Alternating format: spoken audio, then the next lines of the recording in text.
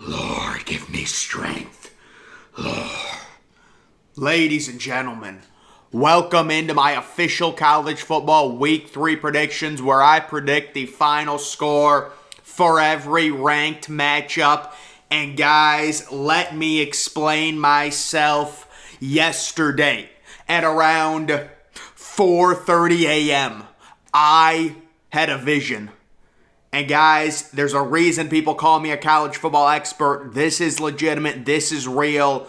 This is practically biblical at this point. We've got the noon game, Georgia at South Carolina. I'm sure many people will not be talking about this game. Ladies and gentlemen, I have South Carolina winning this football game. This is real. This is totally legitimate. When you think about all the factors that play into it, the narrative surrounding college football this season, Alabama, it struggles against Texas. They're not very good. Ohio State beats Notre Dame, but Notre Dame sucks, so Ohio State's not very good. The one team that's perfect is Georgia. Folks, don't buy it. Stetson Bennett, this Georgia team will come out at South Carolina, noon game. It's going to be quiet. Nobody's going to talk about this game. This is the year for college football. This is Upset Saturday, folks. There's a reason I am considered by very reputable people to be a college football expert. I call things like this. This is an upset, folks. This is going to happen. This is guaranteed to happen. It is not a troll. And it is what it is. These happens every week in college football. Teams lose that aren't supposed to lose. Everything that factors in. After 5 hours of crunching all of the numbers, the data says 23-20 South Carolina. This is epic. I can't believe I'm going to be the first one to call this. Wow, this is historic, ladies and gentlemen. This game, a noon start time. Georgia's minus 24.5. Yeah. I've got a major upset there. Next game, we're going to start rolling through these. We've got UConn at Michigan. Michigan continues their tour of facing the absolute worst non-conference teams. It's not even funny at this point. I do have UConn getting a safety. Sometimes I do this where it's going to be a blowout and I give teams a safety. 52-2 over UConn. Michigan, 46-point favorites. They need to start J.J. McCarthy. He's their quarterback. That's the worst kept secret in Ann Arbor. He will be starting week 4 versus Maryland, in my opinion. Next, we've got an intro. Oh, yeah, this is the big noon game. Boy, that really blew up in Fox's face. I don't know. Oklahoma is only 11.5-point favorites. I'm guessing Vegas will think Nebraska will rally around their interim head coach. Maybe they will. The over-under for this game is crazy high. I understand why it's so high. Nebraska has a really bad defense, but I think the under hits. I've got Oklahoma winning this game. Oklahoma last week crushed Penn State, although it was a weird game where it was really close throughout the first half. Nebraska, it's one of those things where do they rally at home around an interim head coach and galvanize and upset Oklahoma? I would love to see it. It would be amazing. But I have to pick Oklahoma here, 33-24. Again, I like the under in that game. Next, we've got Youngstown State, the FCS school, traveling to Kentucky and Lexington. That game, no line on that one yet because it's an FCS team. Youngstown State is Jim Tressel's school. And guys, Jim Tressel said, you know what? I'm coming out of retirement. I'm pissed. We're going to go in. We're going to beat Kentucky. I've got it at 53-7. Kentucky with the win over the FCS school. No surprises there. Texas State, I love their logo. Oh, I love Texas State's logo. They will be traveling and taking on Baylor in Waco. That's a noon start, 11 a.m. Central. And you know what? Let's show Texas State some credit. Yes. Good for them. They score 21 points, but they lose.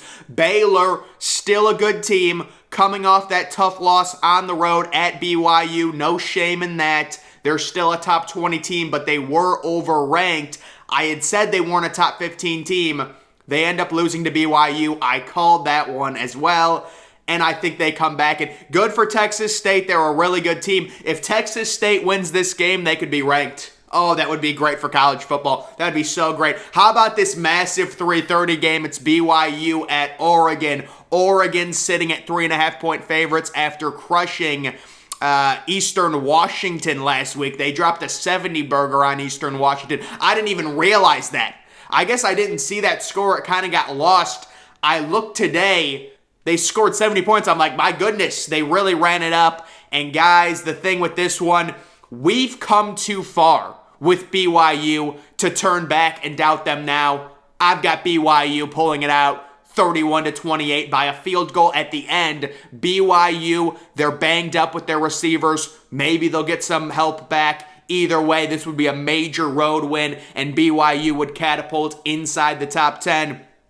If Oregon wins this game, I mean, guys, Oregon is just Georgia's sex slave at this point, and it's disgusting. And so a lot of people don't know what this is.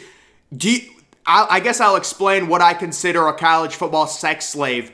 Basically, if you have a week 1 matchup like Oregon versus Georgia, and Georgia crushes Oregon, then if you're a Georgia fan, you're going to be rooting for Oregon the rest of the season, because if they start winning, that win in week 1 looks better and better and better. And if you're Oregon, because you got crushed in week 1, there's no way anyone would consider Oregon better than Georgia, but it could boost Georgia's resume, so Oregon turns into Georgia's sex slave, just like Notre Dame is Ohio State's sex slave. Of course, it didn't work out for us. No, that win looks worse now because Notre Dame lost to Marshall. But guys, you understand what that is. There's a dynamic that works. I hope that Oregon loses. I don't want Oregon to win, and then we got a bunch of Georgia fans talking about how they crushed a good team. That's the last thing we need. It's the dynamics of college football. It's the inner workings. You understand how this works. It is crazy. Ole Miss at Georgia Tech. It's a 3:30 game. Ole Miss is 16-point favorites. Folks, Ole Miss is just not good. They're really not. I think they win this game, though. Georgia Tech is horrible on offense. Ole Miss gets it done on the road. Closer than expected. Jackson Dart, he didn't start week 2. What a mess that offense is. But again, now that I'm doubting Lane Kiffin, he'll drop 50 on Georgia Tech. Just watch. Next game, this is a huge Big Ten SEC game. It's Penn State at Auburn. Penn State beats Auburn last year in the whiteout. I think they won by 8 points. And now I think Auburn is even worse. Penn State football is back, guys. You heard it here first. They win this game 27-21, and the Big Ten makes a major statement over the SEC. Penn State coming into this game 3-point favorites. This is the big CBS 3:30 game. It's going to be massive bragging rights. The Big Ten needs this win badly, because Auburn's not even considered like one of the top 6 or 7 teams in the SEC at this point. If Auburn wins this game, the Big Ten is screwed. The Big Ten needs to win this game. Next, we've got UL Monroe traveling to Tuscaloosa. They're ready. They're trying to get an upset. They understand what Texas did last week. Their head coach came out and said, listen, we're not scared of Alabama. We're going to do the exact same game plan, and it's going to be a close game going into the fourth quarter. I've got this game at 54-7 personally. I think Alabama comes off pissed. They're 48-point favorites. I wouldn't touch that line. It's just too big. The problem with 48-point spreads, you're basically betting on Alabama's third stringers to like score a touchdown. Because you know Alabama's going to be playing their third stringers. Let's say it's 52-7 late in the fourth quarter. You're betting on them to drive, and it's too much of a crapshoot. Like, you would need Alabama to shut out Louisiana Monroe to cover, kind of like they did against Utah State. And are you betting on that? I don't know if you'd bet on that. It's just tough to bet those really big spreads. Next, we've got Liberty, who's a decent team traveling to Wake Forest. Wake Forest listed as 16-point favorites. They got Sam Hartman back, A.T. Perry. I love that connection. I think Wake Forest wins this game. A random 5 o'clock late afternoon game. Very interesting vibe. The sun is setting. I like this game. It's we around 50 degrees there, maybe 42 with the wind chill. Colder game, very cold. 38-28 the final. Liberty, good team. Sam Hartman is such a good quarterback. A.T. Perry, really good connection. Moving on to the 7 o'clock games. I don't know what that thing is. Arkansas Pine Bluffs logo. They are an FCS school, and they are taking on Oklahoma. That thing looks like it's about to rape me. My goodness. Arkansas Pine. I saw Arkansas Pine Bluff. Guys, if you look up on ESPN, Arkansas Pine Bluff, they won last week like 76-3 against the team called like North America or something. The team was literally called North America. It was like a Division III team. But you know what? I got to show respect to Arkansas Pine Bluff. I got them scoring 10 points, and of course they lose. There's no line for this game. It's an FCS game, so FCS versus FBS. We've got how about the University of Toledo playing at 7 o'clock on Fox? The first time in their program history. The first time. They will be taking on the Buckeyes of Ohio State. Ohio State 0-2 against the spread. JSN hopefully is back. He should be. Ryan Day knows he needs to start covering the spread. I think they do. And they get back on track on offense. They win this game 63-15. Toledo scores a late touchdown. They go for 2, and they get the 2-point conversion. That's why they get 15 points. Ohio State listed as 31-point favorites in this one. Next, we've got another FCS versus FBS. It's Missouri State traveling to Arkansas. Arkansas, a newly top 10 team, so congratulations to them. And I got the final score at 55-5. I don't know. I just do it right. Next, we've got Akron traveling to Tennessee. And how about Tennessee moving up the rankings after their overtime win against Pittsburgh? That program they're on the verge. They're close. Can they break through? Tennessee, 48-point favorites. Akron lost to Michigan State. They got shut out. I've got them getting shut out again. 66-0. I don't know. Akron actually scored decent. You know what, guys? I'm realizing this right now. You see the 0. It's not lined up perfectly in the middle. I got to get that off. I can't deal with that. But yeah, the thing with Akron, they actually moved the ball against Michigan State. They were outgaining Michigan State in the first half, but they still got shut out somehow. Next, Texas Tech at NC State. A lot of people are probably going to actually be picking Texas Tech for the upset win. Guys, don't be fooled. Texas Tech actually should have lost last week to Houston. All Houston had to do was stop a 4th and 20. Texas Tech should be 1-1. I'm not saying NC State is this great team, but they are at home. I've got them winning 38-28. That's a 7 o'clock kick. Now we've got our primetime ABC 7:30 matchup. Huge for the Big Ten, huge for the Pac-12. It's Michigan State at Washington. Washington listed 3.5-point favorites. And folks, I have Mel Tucker going on the road and saying I am sick of the Pac-12. I'm sick of Washington State beating Wisconsin. The Big Ten is going to have a good week this week. And this game reminds me a lot of last year when Michigan State traveled to Miami and just flat out beat them. This is very similar. Michigan State gets it done on the road. Washington, I've got a lot of respect for their program. Hostile environment. College game day should be there. I don't know why they're going to Appalachian State. It seems like they kind of forced that. I understand Appalachian State just had a good win. Great for them. They're facing Troy. Who cares? Go to Washington. So disrespectful to this game. This is where game day should be. Unbelievable, folks. But I've got Michigan State winning it. This would be another big win for the Big Ten. We've got another 7:30 game, the Battle of Florida. It's South Florida taking on Florida, and I love the over in this game. I think Anthony Richardson is due to have at least 4 or 5 passing touchdowns, considering he has 0 passing touchdowns in his first 2 games. And then South Florida has a transfer quarterback from Baylor. I see them scoring a little bit. Florida ends up winning this game, bouncing back after their tough loss. How about Florida? Week 1, home game, 7:30. Week 2, home game, 7. Week 3, home game, 7:30. Every game Florida plays is a home game at 7 o'clock. I love it. It's great. But Florida wins this game 48-21 in the Battle of Florida. Next, we've got Pittsburgh going on the road to face Western Michigan. And folks, what's going on with Western Michigan's logo? They had such a great logo. Then it seemed like, some autistic kid changed it, and it was this demented-looking W. And now they've changed it again to a knockoff version of the Denver Broncos logo. I don't know what's going on with their logo. I don't know why Pittsburgh is playing this game. Actually, I think it's cool you're going on the road. I think they're going to get scared. They're going to win, but they're going to get scared. That's going to be a great environment. Very rarely do you see a MAC school host a school that, the size of Pittsburgh. There's going to be a lot of fans there. They're going to be amped up. It's going to be close. Pittsburgh's only a 10-point favorite against them because it's on the road. But I do have Pittsburgh winning this game. This might be an ESPNU game. Maybe, I don't know. ESPN2 or ESPNU maybe. Maybe ACC Network? No, I don't know. Guys, you're going to have to look it up. I honestly don't know. Next, we've got Louisiana Tech traveling to Clemson. I think this is an ACC Network game. Yeah, this is an 8 o'clock game. So Clemson, just still anemic on offense. It's unfortunate. I've got them winning this 37-7. They're 33.5-point favorites. But guys, I saw that Clemson was outgained last week by Furman. And I understand Clemson wasn't trying. They were playing their backups.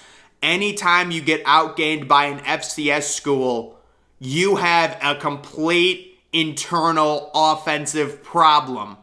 And that's what Clemson has. I know you're playing your backups. I don't care. You cannot get outgained by an FCS school. That is unacceptable, in my opinion. That tells me you're deeply flawed. So if I was Clemson, I would be there needs to be alarm bells going off for Clemson University. Next, we have UTSA traveling to Texas, and it's just, guys, it's so unfortunate for the University of Texas. You have the great game last week. You basically blow your load. You should have beaten Texas, or you should have beaten Alabama, the number 1 team. Quinn Ewers gets injured. He's out 4 to 6 weeks. Hudson Card is basically, walking around on one leg. He can't even use the other leg. And now you face a tough team in UTSA. And folks, unfortunately, I do have Texas getting upset. I just think it's a letdown game. Nobody's going to be up for it. UTSA is still a good team. I think Texas really screwed themselves by scheduling UTSA. They should be playing an FCS team this week, not UTSA. And they're going to take them lightly. Quinn Ewers is injured. The atmosphere is not going to be nearly as good. Texas blew their load last week trying to beat Bama. They're not going to be hyped up for this game at all. It's just bad scheduling, in my opinion. The 9 o'clock. So a rare 9 o'clock game. Miami traveling to Texas A&M. And guys, this one is really tough.